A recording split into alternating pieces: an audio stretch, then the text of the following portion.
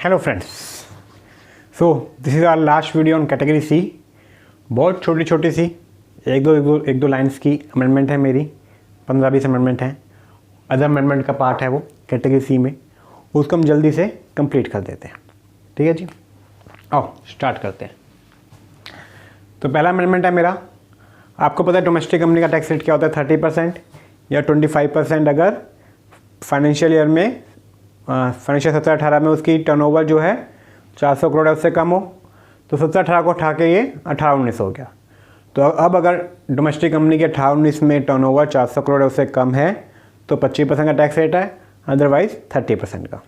ठीक है जी, तो पहला अमेंडमेंट है, a domestic company shall be liable to tax at the 25% if the turnover gross ratio of the previous year 18-19, 17-18 को हटा के 18-19 कर दिया, इज अप टू ₹400 करोड़, है ना। हर साल एक साल बढ़ता रहता है ये।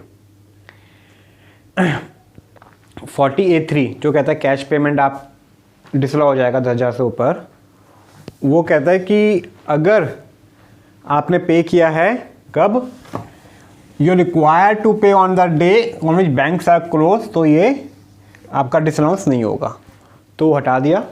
Even if you require to pay on the day when the banks are close, तो भी डिसअलाउंस होगा। ऐसा क्यों किया, बिकॉज अब NEFT ये सब डिजिटल पेमेंट्स हो गए हैं जो बैंक क्लोज होते जब भी वर्क करते हैं, IMPS वगैरह। तो section 40A3 and 40A3A shall apply even under circumstances where the payment was required to be made on a day on which the banks were closed, either on account of holiday or strike. तो अगर it is proved कि you are required to pay on the day when the banks are closed, still अगर आपने cash में पे किया तो आपका डिसअलाउंस अट्रैक्ट होगा। ठीक है जी। थर्ड पॉइंट क्या है, एक्चुअली क्या इंश्योरेंस कंपनी की इनकम जो है वो टैक्स जो है वो एज पर शेड्यूल निकलता है, एज पर नॉन प्रोविजंस नहीं निकलता। तो शेड्यूल में लिखा हुआ था कि सेक्शन 43B में जो डिसअलाउंस हैं, जो पेमेंट बेस पे अलाउ होता है, एक्रूअल बेस पे डिसअलाउ हो जाता है, वो इंश्योरेंस कंपनी पे भी लगेंगी।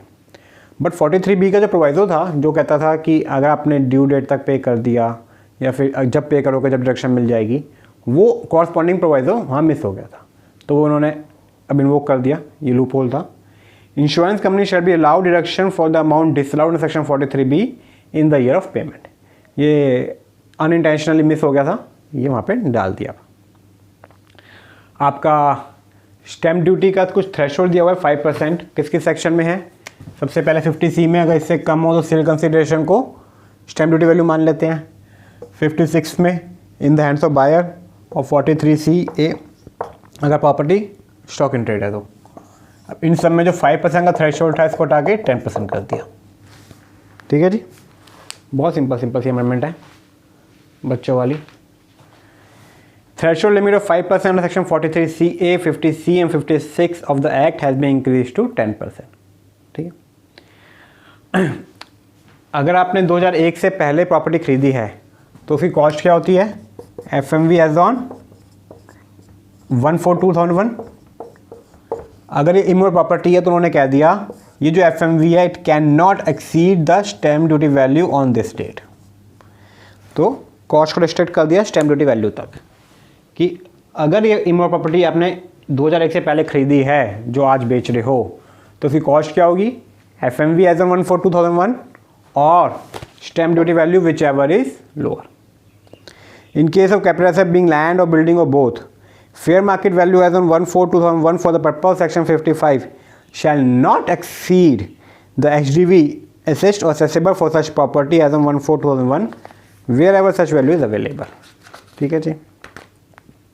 नेक्स्ट अमेंडमेंट आया सेक्शन 56 में, बेसिक अमेंडमेंट है। अगर कंपनी रिकंस्ट्रक्शन में है और शेयर होल्डर को उसके शेयर्स वगैरह मिलते हैं तो ना सेक्शन 56 लगेगा ना सेक्शन 50CA लगेगा। ऐसे ही अगर येस बैंक का जो रिकंस्ट्रक्शन हुआ था उसमें किसी शेयर को शेयर मिलते हैं तो 56 नहीं लगेगा।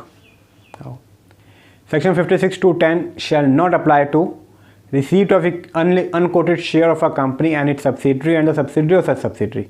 तो चाहे वो कंपनी के शेयर मिलें, चाहे उसकी सब्सिडरी के मिलेंगे, चाहे उसकी भी सब्सिडरी के मिले, आप ना 56 लगेगा ना 50CA लगेगा। By shareholder receive by shareholder pursuant to a resolution plan approved by the NCLT where the NCLT has suspended the board of directors of such company and has appointed new directors nominated by the central government। Section 50 share also not apply to transfer such share. तो in shares में ना 50 लगेगा ना 56 लगेगा।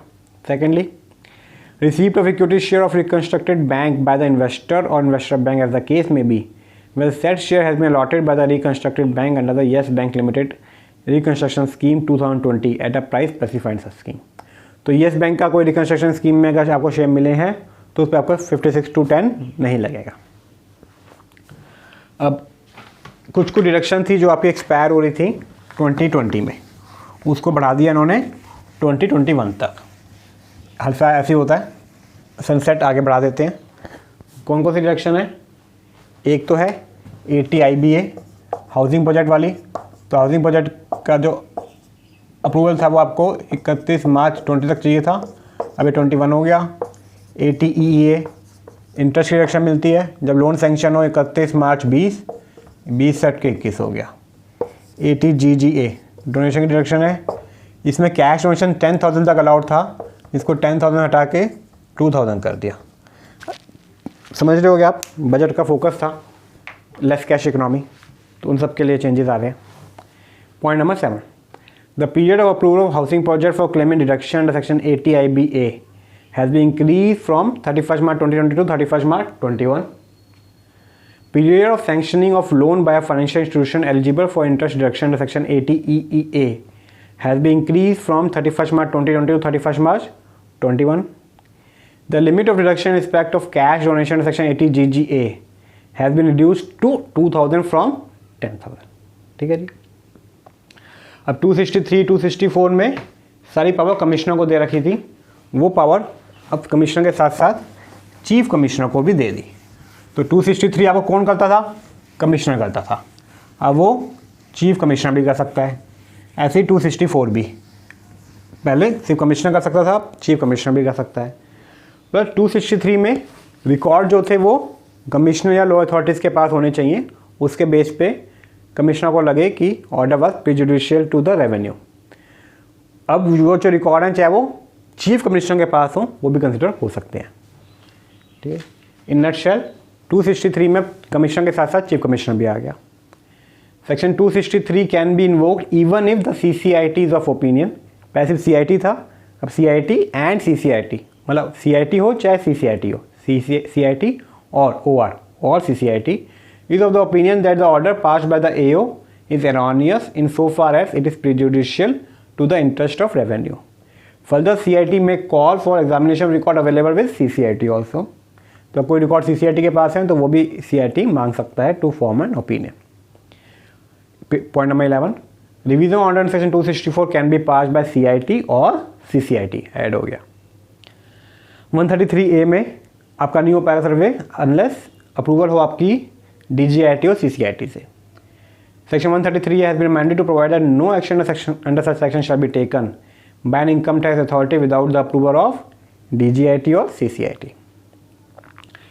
Eligible investment fund section 9A को resident नहीं माना गया, कुछ कंडीशन फुलफिल होती हैं तो उन कंडीशन को थोड़ा रिलैक्स किया गया है कि पहले point number 13, following amendments have been made in the definition of eligible investment fund under section 9A for the purpose of computing investment made in a fund by person resident in India. Contribution made by eligible fund manager during first 3 years of operation is the same, does not exceed rupees 25 crore। Secondly, corpus of the fund in the previous year in which it was established should not be less than 100 crore on expiry of 12 months from the end of the month in which it was established। ठीक है जी, तो 100 करोड़ से ऊपर नहीं हो सकता। कब देखना, कब है आपने? 12 month from the end of the month जब फंड एस्टेब्लिश हुआ। रॉयल्टी इन्फॉर्मेशन बढ़ा दी, पहले भी डिस्कस किया था। सिनेमेटोग्राफिक फिल्म का जो आपका एग्जीबिशन डिस्ट्रीब्यूशन वगैरह है वो रॉयल्टी इन्फॉर्मेशन में ऐड हो गया। Scope of royalty has been expanded to include consideration received by non resident foreign company from sale distribution और exhibition of foreign cinematographic film in India. ठीक है जी। सेक्शन 90 MLI में आपका डबल मतलब अपना इन चीज़ों को अवॉइड किया कि आपका कहीं पे भी टैक्स ना हो, तो उसी तरह पे सेक्शन 90 अमेंड हुआ जिसमें आप डबल टैक्सेशन अवॉइडेंस एग्रीमेंट बनाते हो। आप मतलब सेंट्रल गवर्नमेंट को पावर दी गई है। Central government is power to enter into an agreement with another country for relief और डबल टैक्सेशन। ये लाइन ऐड कर दी, कौन सी? Without creating opportunity for non taxation और reduce taxation through tax evasion avoidance. तो नॉन ट्रीटी में आपको नॉन टैक्सेशन और टैक्स अवॉइडेंस और टैक्स इवेजन का अपॉर्चुनिटीज नहीं आनी चाहिए। तो इंटेंट क्लियर कर दिया, including through treaty shopping agreements. Section 10 में कुछ अमेंडमेंट आया है। ये इंडियन स्ट्रेटेजिक पेट्रोलियम रिजर्व है, इसकी इनकम माफ़ किया है। कौन सी इनकम है देखते हैं। एनी इनकम एक्रूइंग और arising to Indian strategic petroleum reserve limited being a wholly owned subsidiary of the oil industry development board as a result of arrangement for replenishment of crude oil stored in its facility in pursuance of a direction of central government shall be exempt from tax। तो कौन सी income?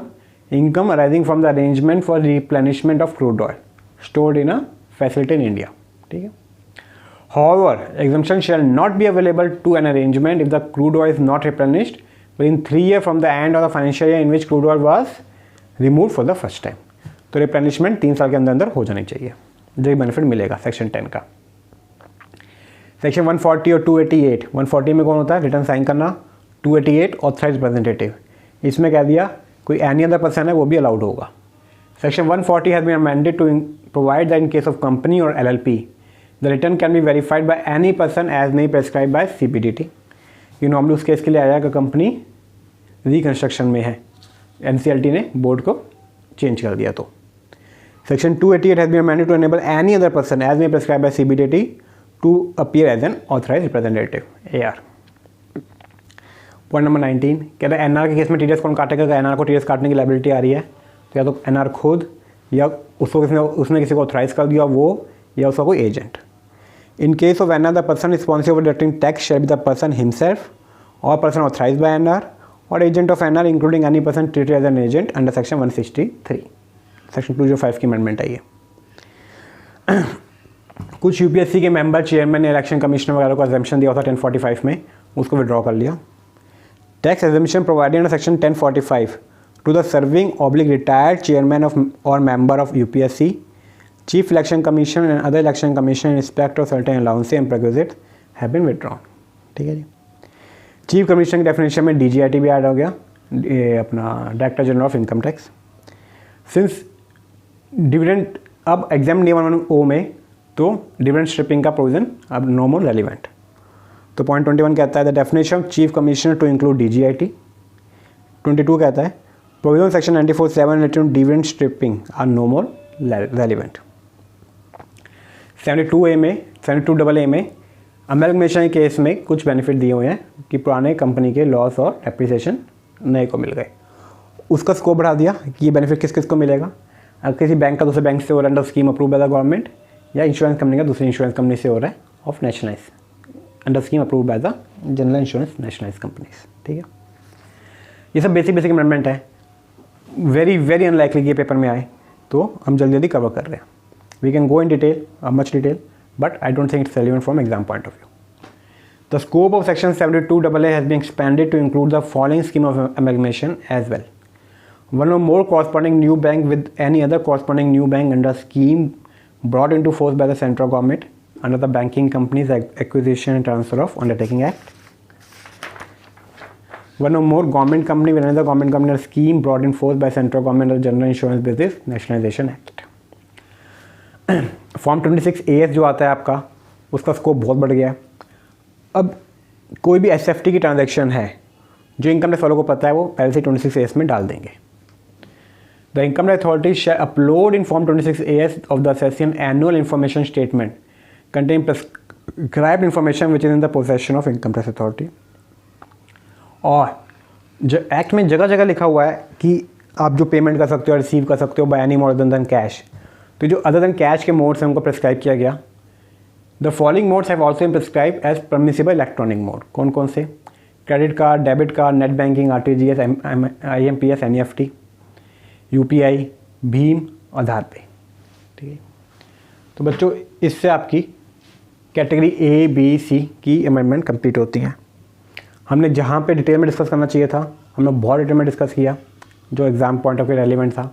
जहाँ पे हमें इतना important नहीं है उनको हमने जस्ट कवर किया। ठीक है, this only a kind of smart study. और आपको कोई भी डाउट हो आप मुझे व्हाट्सएप करो या कमेंट में लिखो, है ना। सेकेंडली अब मेरा पास एक फेसलेस रह गया which is not much relevant, but उनको हम कैटेगरी डी में कवर कर लेंगे। Thank you.